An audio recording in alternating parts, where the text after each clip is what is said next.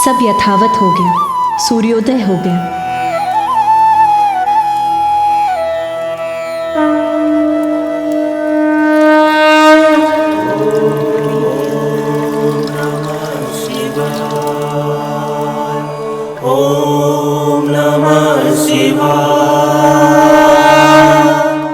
मुझे महादेव को ये सूचना देनी ही होगी कि एक ढोंगी जलंधर नामक असुर स्वयं को भगवान मानकर हम देवताओं को उसकी प्रभुता स्वीकार करने के लिए बलपूर्वक विवश कर रहा है।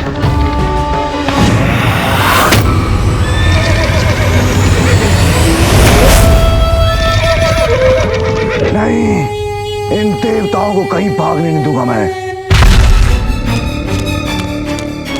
श्रेष्ठ, रुक जाइए। आप उन देवताओं का पीछा नहीं कर सकते क्योंकि ये देवता कैलाश की ओर भाग रहे हैं। स्मरण कीजिए कि आपको गुरु शुक्राचार्य ने क्या कहा था। आपको कैलाश के निकटों शिव के समक्ष नहीं जाना है क्योंकि एकमात्र शिव ही है जो आपका वध कर सकते हैं। इसलिए आपको सदैव कैलाश से दूर रहना है बजरंग। आपको कैलाश के निकटों शिव के समक्ष नहीं जाना है क्योंकि एकमात्र शिव ही है जो आपका वध कर सकते हैं।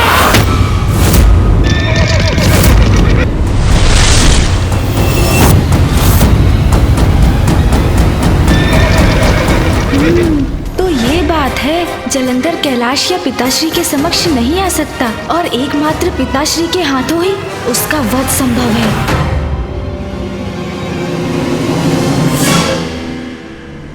भाग गए वीरू देवताओं, किंतु कभी ना कभी तो फिर आओगे मेरे समक्ष। कभी ना कभी तो ये दुष्ट कैलाश आने पर विवश अवश्य होगा, अन्यथा मैं इसे विवश कर दूंगा।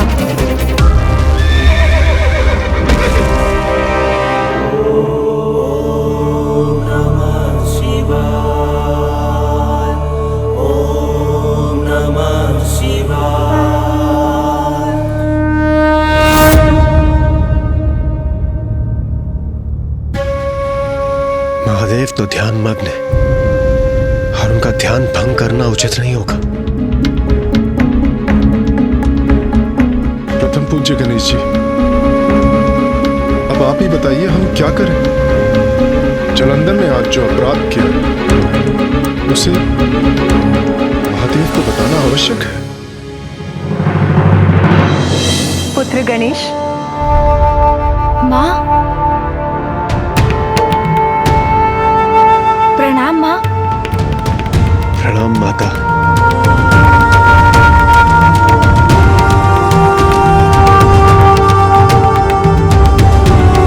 इंद्रदेव, सूर्यदेव, आप सभी यहाँ इतनी भोर में? कुछ हुआ है क्या?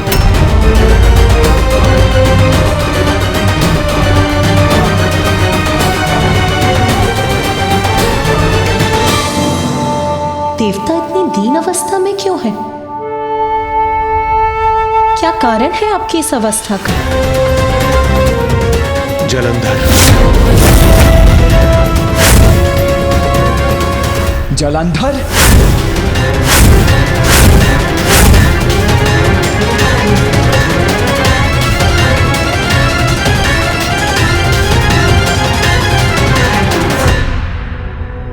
देवगण, क्या किया है जलंधर ने?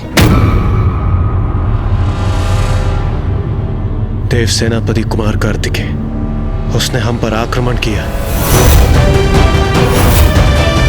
और वो अकेला नहीं, उसकी पत्नी भी उसके साथ है। और असमंजस की बात तो ये है कि वो दोनों ही अपार शक्ति के स्वामी हैं और हमारे किसी भी अस्त्र का कोई प्रभाव नहीं हो रहा उस जलंधर पर। किंतु आप देवताओं पर उसके आक्रमण का कारण क्या था?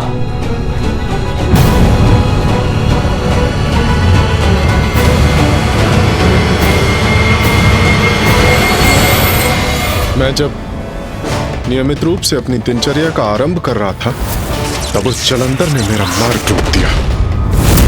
मैंने आगे बढ़ने का प्रयत्न किया तो उसने मुझ पर आक्रमण कर दिया।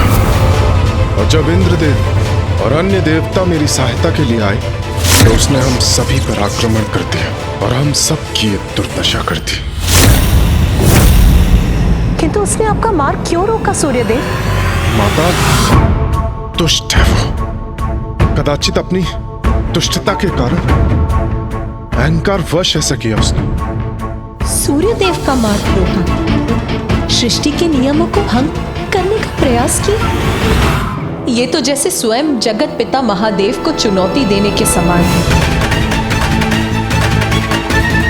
क्या आप हमसे कुछ छिपा रहे हैं सूर्यदेव? जो कुछ भी है स्पष्ट कहिए सूर्यदेव। माता वो स्वयं को नवीन भगवान कहता है और चाहता है कि सर्वप्रथम मैं उसका अभिवादन करूं।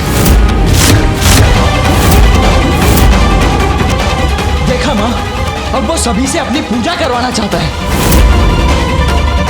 उसके इस अपराध का दंड उसे अवश्य मिलकर ही रहेगा।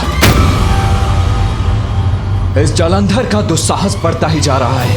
यदि इसे समय रहते नहीं रोका गया तो यह शुभ नहीं होगा। माँ, मैं जाकर जलंधर को समझाता हूँ। उससे ज्ञात करूँगा कि वो स्वयं को भगवान क्यों कहते हैं। देखता हूँ कि इस समस्या का क्या समाधान संभव है। कहने सुनने समझाने का समय अब गया। वार्तालाप के नहीं, प्रहार के योग्य है वो।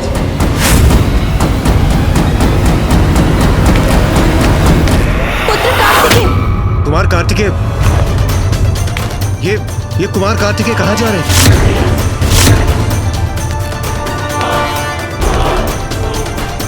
पुत्र कार्तिकेय आवेश में जलंधर के पास जा रहा है। नहीं, ये उचित नहीं। इससे तो स्थिति बिगड़ जाएगी। पिताश्री ध्यान मग्न अवश्य है, किंतु मैं नहीं। जलंधर, मैं तुम्हें तुम्हारे अपराधों का दंड अवश्य दूंगा।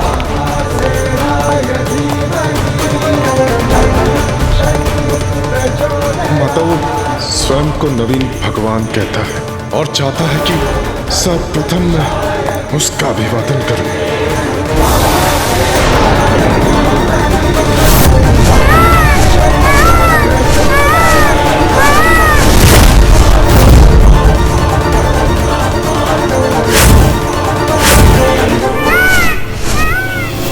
माँ, आप चिंता ना करें। मैं जाकर भैया को रोकता हूँ। मूषक जी! जी प्रभु!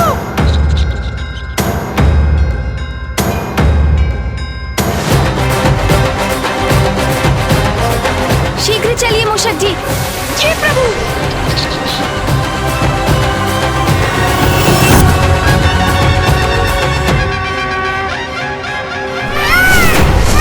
मुझे भैया को रोकना ही होगा।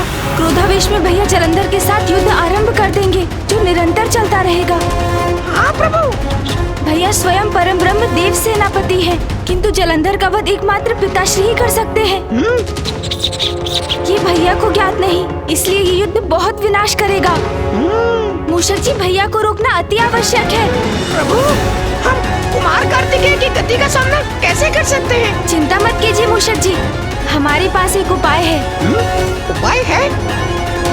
आप समझ गए ना मूषक जी, मैं क्या करना चाहता हूँ? समझ गया प्रभु, मैं आपका उपाय समझ गया। चिंता मत कीजिए मूषक जी, आप अपना संतुलन बनाए रखिए। जी प्रभु!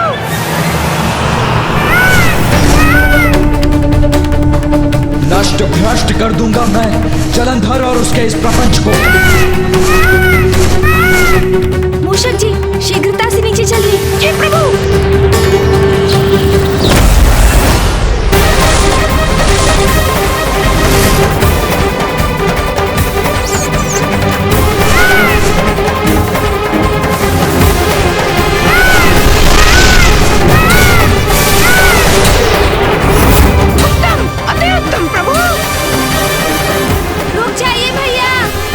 हट जाओ मेरे मार्ग से। नहीं भैया, मैं आपको और आगे नहीं जाने दे सकता। मत रोको मुझे। अब मेरा क्रोध इस दुस्साहसी जलंधर को दंडित करके ही शांत होगा। प्रभु, देव सेनापति कार्तिकेय जी तो अत्यंत क्रोधित हैं। वो अपनी गति धीमी नहीं कर रहे हैं। हमें उनके मार्ग को छोड़ देना चाहिए। नहीं मूषक जी, हम यही अड़िग रहेंगे।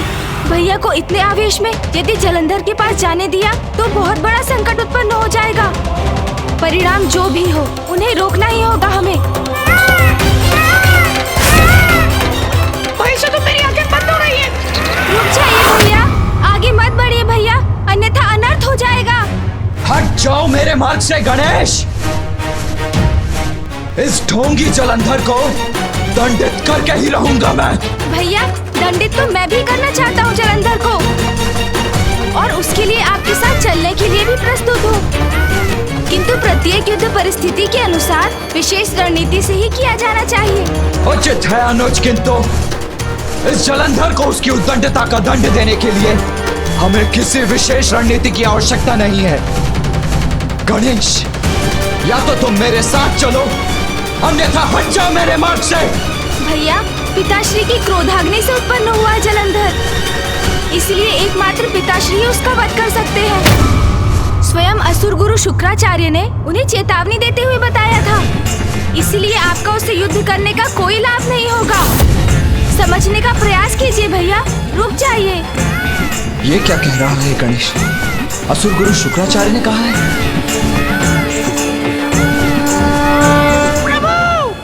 देव सेनापति कुमार कार्तिकेय अपनी गति धीमी नहीं कर रहे हैं, कुछ कीजिए प्रभु, तो रोके उन्हें। प्रभु रक्षा कीजिए, प्रभु रक्षा कीजिए।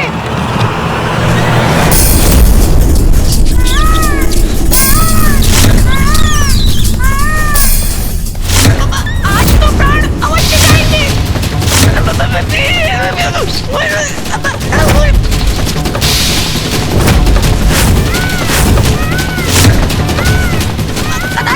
अब अधिक समय शेष नहीं, मेरा अंत समय है ये। जो भी दोष हो मेरे, उनके लिए क्षमा कीजिएगा मुझे प्रभु। प्रभु मेरे प्राण गए। रुकिए मयूर जी। प्रभु मेरे प्राण गए क्या? अब आप सुरक्षित हैं मूषक जी? हैं? कुछ नहीं हुआ मुझे, मैं जीवित हूँ। कुमार कार्तिकेय रुक गए, मेरी रक्षा हो गई। धन्यवाद प्रभु, जीवित हूँ मैं, जीवित हूँ। गणेश, क्या तुम्हें पूर्ण विश्वास है कि एकमात्र पिताश्री ही जलंधर का अंत कर सकते हैं? हाँ भैया, यही सत्य है। मैंने स्वयं जलंधर की पत्नी के मुख से सुना है। स्मरण कीजिए कि आपको गुरु शुक्राचार्य ने क्या कहा था। आपको कैलाश के निकटों शिव के समक्ष नहीं जाना है, क्योंकि एकमात्र शिव ही है जो आपका वध कर सकते हैं। इसलिए आपको सदैव कैलाश से दूर रहना है बजरंग। किंतु गणेश, पिताश्री तो जलंधर को दंडित करने के लिए, उससे युद्ध करने के लिए तत्पर ही नहीं है। हाँ भैया, इसलिए हमें ही कुछ करना होगा जिससे जलंधर गुरु शुक्राचार्य को दिया हुआ अपना वचन भंग कर दे, कैलाश आकर पिताश्री को चुनौती दे और पिताश्री उन्हें उनके इस अपराध का दंड देने के लिए विवश हो जाए। किंतु हम ऐसा क्या कर सकते हैं गणेश, जिससे वो स्वयं प्रेरित हो जाए कैलाश आने के लिए? संकट की आहट सुनकर तो साधारण वन्य पशु भी दूर चले जाते हैं। सिंह को देखकर मृग स्वयं उसके मुख में प्रवेश नहीं करता, तो फिर जलंधर को उसकी मृत्यु का कारण ज्ञात होने पर भी वो पिताश्री के समक्ष भला आएगा ही क्यों? आएंगे भैया, वो अवश्य आएंगे। उनकी आसुरी प्रवृत्ति ही उन्हें विनाश तक खींच लाएगी, किंतु इसके लिए हमें बल से अधिक बुद्धि की युक्ति की आवश्यकता है, और वो युक्ति मैंने सोच ली है भैया। गणेश, बुद्धि का प्रयोग अवश्य करो तुम, किंतु मैं उस जलंधर को दंडित करने में तनिक भी प्रतीक्षा नहीं करना चाहता। अब उसकी कोई भी उद्दंडता नहीं सहूंगा मैं। भैया का क्रोध शांत नहीं हुआ है, मुझे शीघ्र अपनी युक्ति से जलंधर का उपाय करना होगा, अन्यथा कहीं भैया जलंधर से युद्ध न आरंभ कर दे। देवगण, मेरा यही सुझाव है कि आप सभी शीघ्र जलंधर के पास जाइए। आप सब समझ गए हैं ना कि क्या करना है? ये आप क्या कह रहे हैं गणेश जी? हाँ, हमारे नवीन भगवान है जलंधर जी।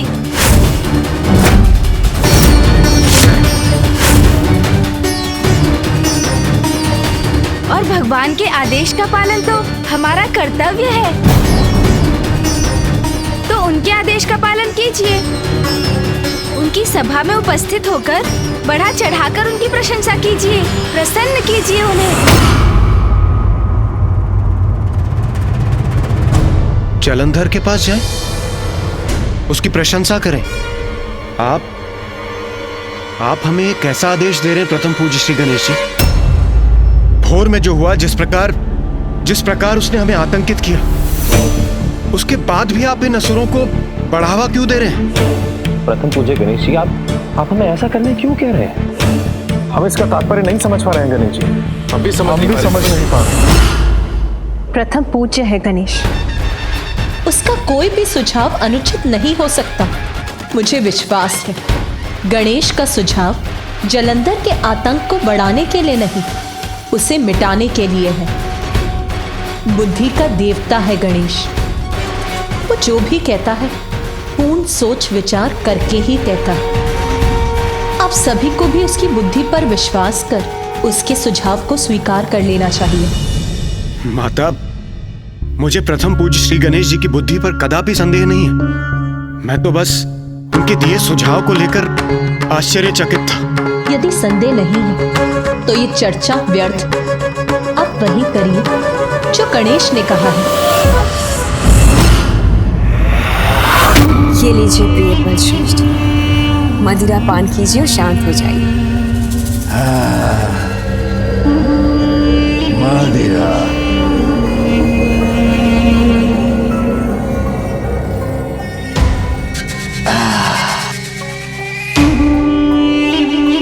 उत्तम।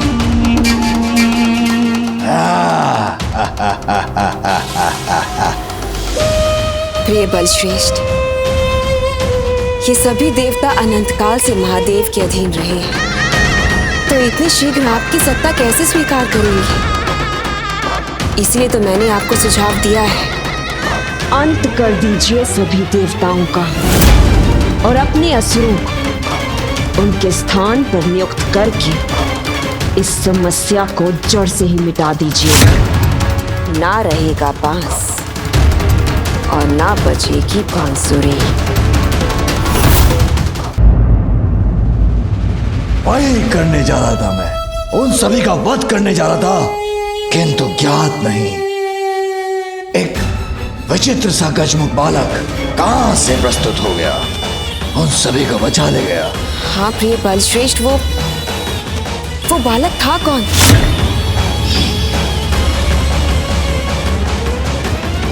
ये ज्ञात कर उसे उसकी इस उद्दंडता के लिए दंडित करना अति आवश्यक है।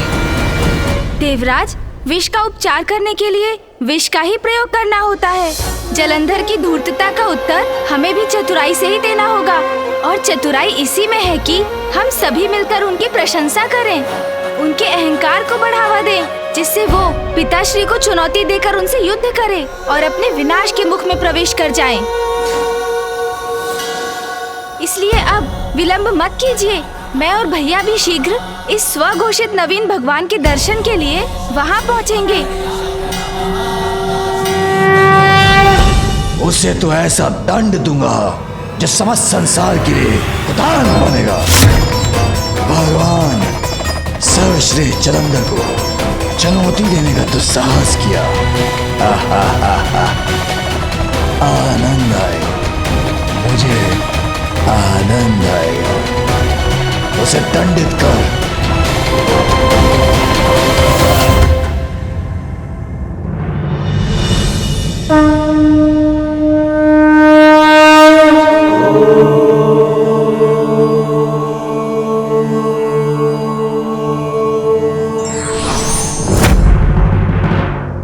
गणेश, तुम्हारी इस युक्ति में तुम्हारा साथ अवश्य दूंगा मैं, किंतु यदि जलंधर ने पुनः अपने शब्दों से अथवा अपने किसी भी कृत्य से अपनी सीमाएं लांघी तो उस पर आक्रमण करने में तनिक भी संकोच नहीं करूंगा मैं।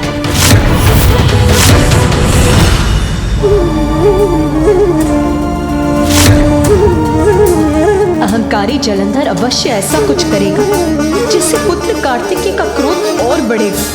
तब यदि उसने जलंधर पर वार किया तो गणेश की युक्ति कैसे सफल होगी? माँ, ये कार्य तो बहुत जटिल हो गया है। मुझे बहुत सावधान रहना होगा, क्योंकि एक ओर जलंधर की मूर्खता है तो दूसरी ओर है कार्तिकेय भैया का क्रोध। हाँ पुत्र गणेश, तुम्हारे अग्रज कार्तिकेय तो अत्यंत क्रोधित है। उसके क्रोध का ज्वालामुखी तो कभी भी फट सकता है। यदि ऐसा हुआ तो तुम्हें ही उसे संभालना होगा पुत्र। हाँ माँ, मूर्ख की मूर्खता ही उसका नाश करती है। जलंधर की मूर्खता को तो अस्त्र बनाकर मैं उसी के विरुद्ध प्रयोग करूँगा, किंतु उसके लिए भैया का अपने आवेश को नियंत्रण में रखना आवश्यक है, क्योंकि यदि जलंधर ने संकट भांप लिया तो वो सचेत हो जाएंगे और कदाचित मेरी युक्ति असफल हो जाएगी। प्रिय बलश्रेष्ठ, आप तनिक भी निराश ना हो। आपने उन सभी देवताओं को अपनी शक्ति का परिचय तो दे ही दिया है। मेरा विश्वास कीजिए, बहुत शीघ्र ये सभी देवता आपकी चाटुकारिता करते पाए जाएंगे। आपके सभी आदेशों का पालन चुटकी में करेंगे।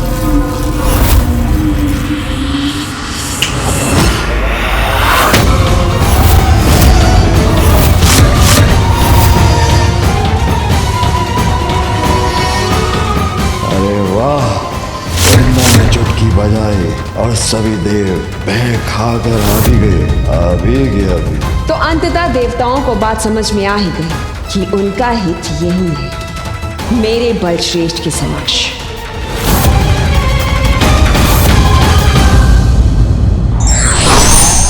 बुद्धिमान वही होते हैं जो परिस्थिति को भांपकर युक्ति से समस्या का हल निकालते हैं।